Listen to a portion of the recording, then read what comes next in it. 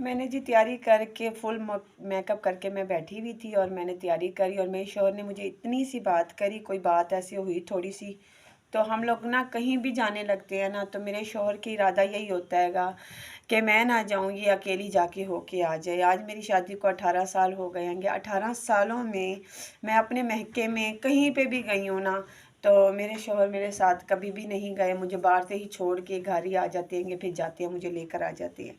मेरे एक दिल में ख्वाहिश होती है, जैसे कि एक इंसान के दिल में ख्वाहिश होती है ना, वो मेरी ख्वाहिश जो उनसे दिल के दिल में ही रह जाती है। कल ऐसी उन्होंने कोई बात की, मैंने को आपको पता हैगा शुगर का मसला ज़्यादा जा रहा हैगा और हर वक्त ही हाई जा रहा हैगा।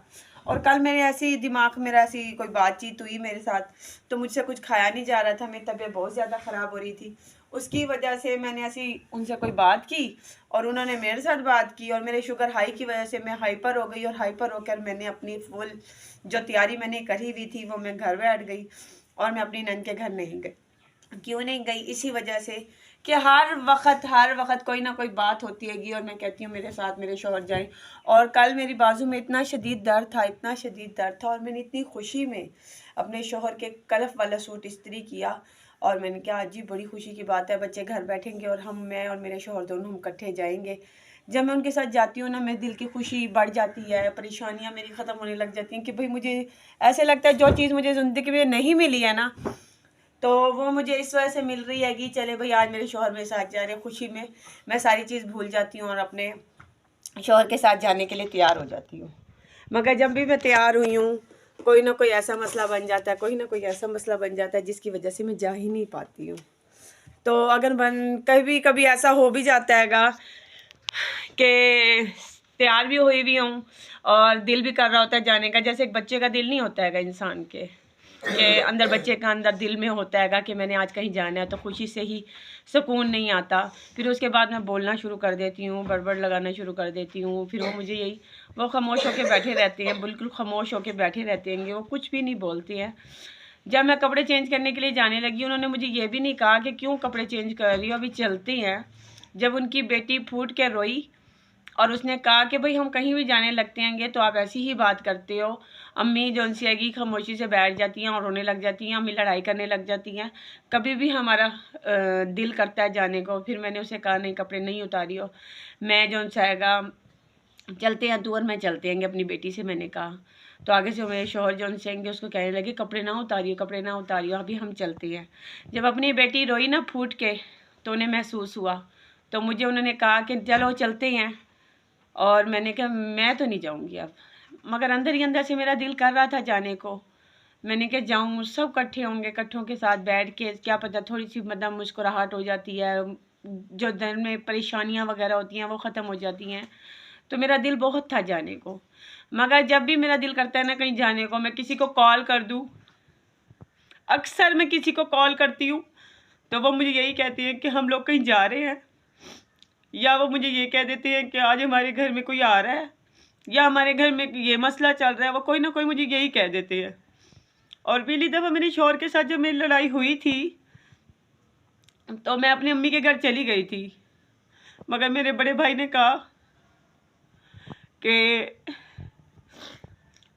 अपने अब्बू जिंदा हैं आपके, आप वहीं जाया करें, हमारे घर में लड़ाई करके कभी ना आना। अब जब भी होती है ना खामोशी से हम लोग घर में बैठ जाते हैं, इंसान का दिल करता है, कभी लड़ाई हो जाती है, मानती हूँ मेरी गलती होगी, मैं ही लड़ती हूँ अपने शौहर के साथ, मगर मैं अंदर ही अंदर से परेशान होती हूँ तो शायद इस वजह से लड़ पड़ती हूँ। फिर मेरा दिल करता है मैं चली जाऊँ, अपने अब्बू के घर चली जाऊँ, मगर अब्बू का घर तो पहले से ही हमारा बंद है। हमारा कौन सा घर है जहाँ हम जाकर बैठे, और जिसका महका नहीं होता वो कैसे रहती होगी जैसे हम रह रहे हैं। खामोशी से उठ के सुबह नाश्ता बनाते हैं और खामोशी से उठ के बैठ जाते हैं, फिर हम कोई बात करते हैं तो उसमें यही होता है अगर मेरे साथ गुजारा नहीं हो रहा था तुम जा सकती हो। मेरे पैरों में जंजीरें बन चुकी हैं औलाद के पीछे, अपने घर के पीछे। मैं जिंदा कभी भी अपनी औलाद को नहीं छोड़ सकती, जैसे कि मैं जिंदा हूँ, तो अगर मैं मर गई तो शायद छोड़ दूंगी। रात में टिकटॉक देख रही थी, उसके बीच में यही आया कभी अपने लिए मरने के लिए दुआ मत मांगना, क्या पता आपके इतने गुनाह हो तो आपको बख्शिश का कोई जरिया बन जाए और आप अपनी गुनाह बख्शवा कर फिर जाएं, या अगर आपने इतनी अच्छाइयाँ की होंगी तो वो अच्छाइयाँ पूरी करके फिर जाएं। मगर मुझे ऐसा लगता है कि मेरी तो इतनी अच्छाइयाँ शायद है ही नहीं, बुराइयाँ ही हैं जो इतनी मैं मुश्किलों में हूँ, इतनी परेशानियों में हूँ। ये शुगर मुझे ऐसे नहीं हुआ, मुझे टेंशनों से ही हुआ है। मैं हर वक्त हर चीज़ की टेंशन लेती रहती थी। फिर मेरे ससुराल में आए दिन कोई ना कोई टेंशन बनी रहती थी मेरे साथ। फिर मैं ससुराल से जब अलग हुई उसके बाद घर की टेंशनें थी, शौहर के साथ लड़ना शुड़ना होता था मेरा। और उस दिन मैं इतना लड़ी, मैंने यही सोचा कि भाई मैं अपने शौहर को तंग नहीं करूँगी। जब मेरे शौहर मेरे आगे रोए तो उन्होंने कहा मुझे तुमने जिंदा मार दिया है। उन्होंने इतनी सी बात की और मेरे से बर्दाश्त ही नहीं हुई। मैं इतना रोती हूँ उनके सामने, वो कैसे बर्दाश्त कर लेते हैं। सही कहते हैं कि मर्द मर्द ही होता है, औरत औरत ही होती है। जितनी हम कोशिश कर लें अपनी औलाद को छोड़ने की, हाँ मैं अगर ख़राब होती बगैरत होती तो मैं छोड़ के चली जाती और अपनी ज़िंदगी इज्जत से बसर करती। मगर नहीं, मेरा दिल नहीं करता अपनी औलाद के बगैर कहीं जाने को। मैं नहीं चाहती कि मेरी औलाद को कल को ये कहे कि तुम्हारी माँ जो सी खुशियों के पीछे अपने घर के हालातों को छोड़ के चली गई। मैं हर चीज़ से समझौता किया, हर चीज़ से कोशिश करी मैंने समझौता करने की, मगर अल्लाह ताला बस मुझे इतनी हिम्मत दे कि जो थोड़ी सी ज़िंदगी मेरी रह गई है उसके साथ भी मैं कोशिश करके आगे बढ़ने की कोशिश करूं। मगर ये है मैं का इंसान का जो हैगा वो इंसान को थोड़ा बहुत ज़िंदा रख लेता हैगा, मगर कभी कभी मैं का भी बहन भाई भी ऐसा लगता है कि जैसे मुंह मोड़ना शुरू हो रहे हैं परेशानियों से दूर। कब तक इसकी अब मैं पिछले दिनों ही मेरी सिस्टर ने मुझे एक बात की है कि मेरी टेस्टों के लिए किसी ने मुझे पैसे दिए हैं तो मैंने टेस्ट करवाए, मगर टेस्ट जो जाएंगे और मैं फिर 2 दिन के बाद फिर मेरे को कोई परेशानी बनी तो मैं अपनी बहन के आगे रोई और मैंने उनसे बताया कि मेरी टेंशनें कब ख़त्म होंगी, कब मुश्किलें ख़त्म होंगी। तो उन्होंने मुझे यही वाली बात की आगे से कि मैंने तेरी परेशानी के पीछे किसी से बात की थी तो उन्होंने मुझे यही कहा कि तेरी इसकी मुश्किलें कब ख़त्म होंगी, हम कब तक इसका साथ देंगे। वाकई सही कह रहे हैं कि मेरी मुश्किलें बहुत ज़्यादा थी। मैं तो कहती हूँ मैंने बचपनों से ही मुश्किलें देखना शुरू की और मैं यही कोशिश करती हूँ कि मैं अपने मियाँ के साथ ही रहूँ। जो मुश्किलें मैंने बचपन में देखी है मेरी बच्चे ना देखें। हम लोगों ने बहुत मुश्किल देखी है, अब्बू अम्मी अलहदगी हो गई थी, हम लोगों ने कभी माँ का प्यार लिया तो कभी बाप का लिया, कभी बाप का लिया तो कभी माँ का लिया, हम लोगों ने कभी दोनों प्यार नहीं लिए। मैं यही सोचती हूँ कि वो लोग होते हैं कि जब माँ मर जाती है या बाप के साथ कुछ बन जाती है तो औलाद कैसे रहती है। तो हम दोनों तो हैंगे, चलो जैसे तैसे समझौता करके रहने की कोशिश करती हूँ, मगर कभी कभी मैं भी अंदर ही अंदर से टूट जाती हूँ। मुझे भी दिल करता है कि मैं कहीं जाके बैठूं, 2-3 दिन मैं भी सुकून के लूं, मगर मुझे ऐसे लगता है मेरी सुकून की ज़िंदगी है ही नहीं। मैं अगर कहीं जाती भी हूँ, बैठती भी हूँ, भाइयों के घर भी बैठूँ तो बच्चों को बुला लेती हूँ, खाना शाना भी खिला देती हूँ, शौहर के लिए भी भेज देती हूँ।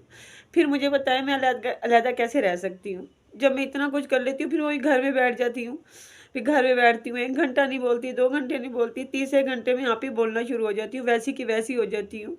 मगर वो मुंह बना के फिरते रहते हैं। मैं सोचती हूँ अच्छा ठीक हो जाएंगे, वो हो जाते हैं ठीक, मगर ये है कि लड़ाई करने का कोई फ़ायदा नहीं होता मुझे। मैं वैसी की वैसी अंदर जो मेरी बातें होती हैं वो अंदर के अंदर ही रह जाती हैं, वो बाहर ही नहीं निकलती मेरी। और कभी निकलती हैं तो चीख पड़ती हूँ, छुरी उठा के बैठ जाती हूँ, गोलियां उठा के खाने लग जाती हूँ। यही सोचती हूँ कि ये चीज़ करके देखूँ, क्या पता मुझे सुकून मिल जाए, मगर मेरी ज़िंदगी में सुकून नहीं आ रहा। आप लोग मेरे लिए दुआ कीजिए मेरी ज़िंदगी में सुकून आ जाए, मगर मेरा मैका नहीं है भी सही और फिर भी ना होने के बराबर है। अगर कोई मुश्किल बन भी जाए, हम लोग उठ के चले भी जाए तो फिर वो बिल्कुल बंद हो जाता है, फिर हम लोग जा भी नहीं सकते। फिर वही कहती हूँ चलो रोज़ तो जाके अपनी परेशानी ख़त्म कर लेती हूँ ना, रोज़ तो चक्कर लगा लेती हूँ अपनी अम्मी के घर में। यही सोच के फिर मैं घर ही बैठ जाती हूँ। अगर बाप जिंदा हो या माँ जिंदा हो वही संभाल सकती, पीछे कोई भी नहीं संभाल सकता। आप लोग भी, मैं का नहीं है देखा, पता नहीं कैसे गुजारा करते होगे जिसका कोई भी नहीं है, मगर मेरा गुजारा बहुत मुश्किल होता जा रहा है। मेरा दिल करता है मैं ऐसी जगह पे जाके बैठूं जहाँ पे मुझे ज़िंदगी का सुकून मिले, और वो सुकून मुझे नहीं मिल रहा, बहुत मुश्किल हो रही है। पता नहीं कैसे चलेगी ये दुनिया, ज़िंदगी मेरे साथ, कैसे मुश्किल चलेंगे मेरे, कैसे हालात चलेंगे मेरे साथ। शोहर कैसे इतनी सारी बातें देख कर भी आराम से कह देते हैं, अगर तेरा मेरे साथ गुजारा नहीं है तो तू जा सकती है। कितने आराम से कह देते हैं, ये नहीं सोचते कि इतनी टेंशनें मैंने इनके साथ देखी है। मीटर नहीं था, 6 महीने मैंने मीटर के बगैर गुजारा किया, और वॉशरूम नहीं थी, 6 महीने मैंने वॉशरूम के बगैर गुजारा किया। इतनी मुश्किलें देखी, अगर मैंने जाना होता मैं इतनी मुश्किलें छोड़ के जा सकती थी। मैं इतनी मुश्किलें जब क्यों देखती, मैं जा सकती थी। मेरे पीछे मेरे बाप संभालने वाला था उस टाइम, मगर ये है मैं जैसे जाऊंगी मेरे अबू कहेंगे बच्चों को जुन सका घर छोड़ दो और तुम आ जाओ मेरे घर में। मैं जाके किसी और के घर में जाके हांडी रोटियां बनाऊं, उससे अच्छा है मैं अपने घर में अपने बच्चों की ना कर लूं। यही सोच के घर ही बैठ जाती हूँ। रात को यही सोचा था कि चली जाऊंगी मैं सुबह उठ के, मगर सुबह उठ के फिर मैंने नाश्ता बनाया, फिर मैं ज़रा सा बोली और वो मेरे साथ बात करके चले गए। और आराम से वो शाम को आके बैठ जाएंगे, उनको जैसे लगेगा कि कोई बात ही नहीं हुई। मगर सारा दिन मैं जो रोऊंगी, मैं जो सोचूंगी, क्योंकि मेरे पीछे कोई है नहीं ना, मेरे पीछे कोई संभालने वाला मुझे है ही नहीं। मैं कब पता नहीं अपनी मुश्किलें ख़त्म होंगी, मेरी कैसे मुश्किलें ख़त्म होंगी। आप लोग जो उनसे मेरा साथ दें, मैं अपनी यूट्यूब को आगे बढ़ा के क्या पता मेरी मुश्किलें यहाँ से ख़त्म हो जाए। मैं अपने आप को कैसे आगे बढ़ाऊँ, आप लोग मुझे बता दें। मैं किस तरीके से अपने आप को चलाऊँ, किस तरीके से मैं अपनी टेंशनें ख़त्म करूँ। मेरी टेंशनें नहीं ख़त्म हो रही, मेरी टेंशनें दिन पे दिन बढ़ती जा रही हैं। जैसे जैसे मेरी औलाद बड़ी होती जा रही है, मैं ये सोचती हूँ जब मैं और मेरे शौहर कहीं नहीं जाएंगे, रात को भी मैंने यही बात की, तो हमारे घर में कोई रिश्ता लेके कैसे आएगा। ये तो मिलते जुलते ही नहीं है, कभी हमारे पास कुछ होता नहीं, हम इस वजह से नहीं जा सकते किसी के घर, और कभी हमारे पास कुछ होता है तो कोई ना कोई ऐसी बात हो जाती है कि जिसकी वजह से मैं गुस्से में आ जाती हूँ और मैं जा ही नहीं सकती। जब अंदर दिल के अंदर परेशानियाँ होंगी तो वो इंसान किसी के घर जाके बैठेगा तो वो सुकून से तो नहीं बैठ सकता ना, अंदर ही अंदर मुश्किलें खा रही होती हैंगी। और ये वाली बात सोच रही थी कि भाई मैं यहाँ आते वक्त इतनी खुश थी, ये मेरे साथ आके खुश क्यों नहीं है। मैं भाग कर तो नहीं आई, इज़्ज़त से लेकर आए थे और इज़्ज़त से ही मैं बैठी हूँ। मर्द हमेशा क्यों समझते हैं कि औरत के ही कसूर है, औरत का कसूर नहीं होता। औरत तो हर तरीके से अपने घर को चलाने की कोशिश कर रही है, अपने बच्चों के साथ रहने की कोशिश कर रही है, उसको मजबूर मत करो। मुझे ऐसे लगता है कभी कभी मुझे मजबूर करेंगे, तू चली जा मैं रह लूँगा। फिर जब भी जाते हैंगे बच्चे मेरे पास ही होते हैंगे, ये तो चले जाती हैं अकेली बैठ जाती हैं, फिर भी टेंशन तो वही खड़ी रहती है ना, फिर वो तुम्हारा जाने का कोई फ़ायदा तो नहीं है। तो तुम मेरे पास आओ या जाओ या रहो, हिसाब तो वही खड़ा रहता है। मैं अपनी उठ के सुबह ही सुबह कॉल कर दी अपने अब्बू को, भाइयों से तो कॉल करूं, वो यही कहेंगे कि अपने घर में बैठो। अब्बू से भी यही कहा है कि तेरा ज़मीन लिखी हुई है, तो आराम से घर बैठ जा, तुझे क्या टेंशन है। कोई टेंशन भी नहीं है मेरी, कोई भी नहीं समझ सकता माँ के बगैर, कोई भी नहीं समझ सकता। माँ होती है कि वो बाप को बताती है कि ये इतनी मुश्किलों में है, तो बाप समझता है।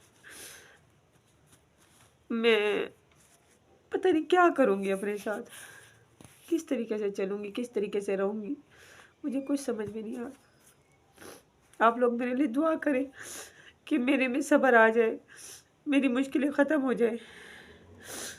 मैका तो मेरा है ही नहीं, अगर है भी सही तो सिर्फ 1 घंटे के लिए जा सकते हैं हम, उसके बाद मैका नहीं है हमारा। हाँ जी, मैं अपनी नंद की मंगनी का मैंने बताया था, मेरे उनकी नंद की बेटी की मंगनी है, तो मैं और मेरे शौहर और मेरी छोटी बेटी जा रही हैगी। तो ये मैंने अपने शौहर के कपड़े भी इस्त्री कर लिए हैंगे और मेरे जी कपड़े प्रेस हो रहे हैं अभी। तो मैंने कहा जब तक कपड़े प्रेस होते हैं तो मैं अपना मेकअप कर लेती हूँ। तो मेकअप की तैयारी शुरू हो गई है हमारी। अस्सलाम वालेकुम, कैसे हैं आप लोग? उम्मीद करती हूँ खैर खैरियत से होंगे और हम लोग भी खैर खैरियत से हैं। मैंने पूरी तैयारी कर ली हैगी, कपड़े भी मैंने चेंज कर लिए हैंगे, बस सिर्फ मेरे शौहर का आने का इंतज़ार रहेगा। वो कुछ लेने के लिए गए हैंगे, वो कुछ लेकर आती हैं तो फिर हम लोग निकलेंगे, और जब निकलने लगेंगे फिर आपके साथ वो भी बात शेयर ज़रूर करेंगे हम। अरूज भी तैयार हो गई हैगी, और सलाम करो। बस सिर्फ इसने बाल बनवाने हैंगे और मैंने कहा चलें आपके साथ थोड़ी सी भी गपशप करते हुए जाएं हम लोग। जी नंद के घर में जाना के लिए हम लोगों ने केक मंगवाया। मैंने कहा उसकी बेटियों की मंगनी जोन से हम लोग केक लेके चले जाते हैंगे।